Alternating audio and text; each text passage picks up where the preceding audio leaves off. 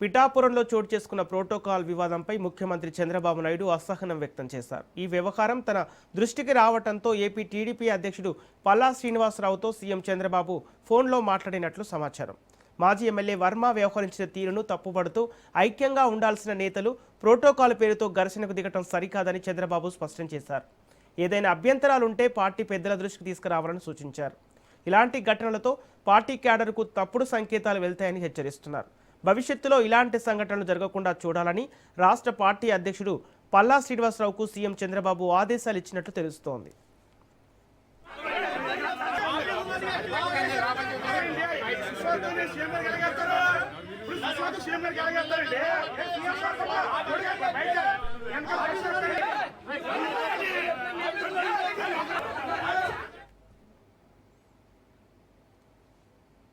పిఠాపురంలో మంటలు ఇంకా చల్లారలేదు. జనసేన వర్సెస్ టీడీపీ మధ్య మాటల యుద్ధం నడుస్తోంది. వర్మ చీకటి బాగోతాలు అంటూ దొరబాబు కామెంట్ చేస్తే దొరబాబు పిఠాపురంలో వైసీపీ కోవట్టు అంటూ వర్మ వీడియో రిలీజ్ చేశారు.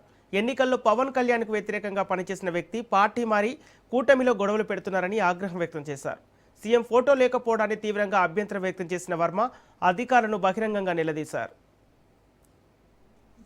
సంఘటనలో అక్కడ ఫ్లెక్సీ వివాదంగా రావడం ఇది దురదృష్టకరం. ఎందుచేత చెప్తున్నాను అంటే ప్రతిసారి కూడా ఏ అధికార కార్యక్రమం వచ్చినా కూడా అక్కడ ఒక డిస్టర్బెన్స్ క్రియేట్ చేయడం అనేది కూటమి ప్రభుత్వంలో ఉండి ఇది మంచి పద్ధతి కాదు అని చెప్పేసి నేను స్వయంగా చెప్పడం జరిగింది. ఎందుచేతంటే నిన్న చంద్రబాబు నాయుడు గారిది అలాగే పవన్ కళ్యాణ్ గారిది కూడా పెద్ద ఫ్లెక్స్లు పెట్టడం జరిగింది లోన మీటింగ్ హాల్లో.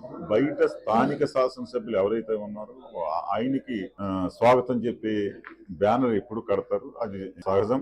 అందులో భాగంగానే నిన్న పవన్ కళ్యాణ్ గారికి బయట ఆయనకి స్వాగతం స్థానిక శాసనసభ్యుడిగా, లోపల చంద్రబాబు నాయుడు గారిది పవన్ కళ్యాణ్ గారికి ప్రోటోకాల్ గా ఫ్లెక్స్ పెట్టి మీటింగ్ హాల్లో పెట్టడం జరిగింది.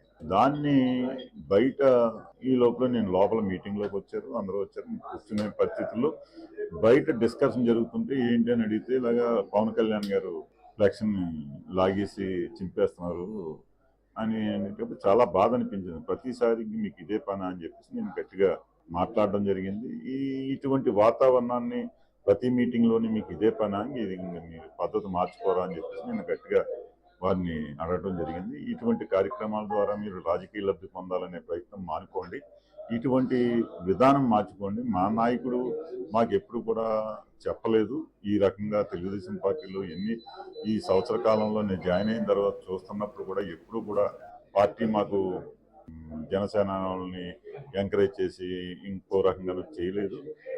వాళ్ళ విజ్ఞతగా వదిలేయండి అని చెప్పేసి ఇప్పటివరకు చెప్పుకుంటూ వచ్చారు. నిన్న కూడా నేను వ్యక్తిగతంగా నేనే ఇంకా ఏంటి ఈ రకమైన వాతావరణం ప్రతిసారి ఈ టైపు చేస్తుంటే ఇది మంచి పద్ధతి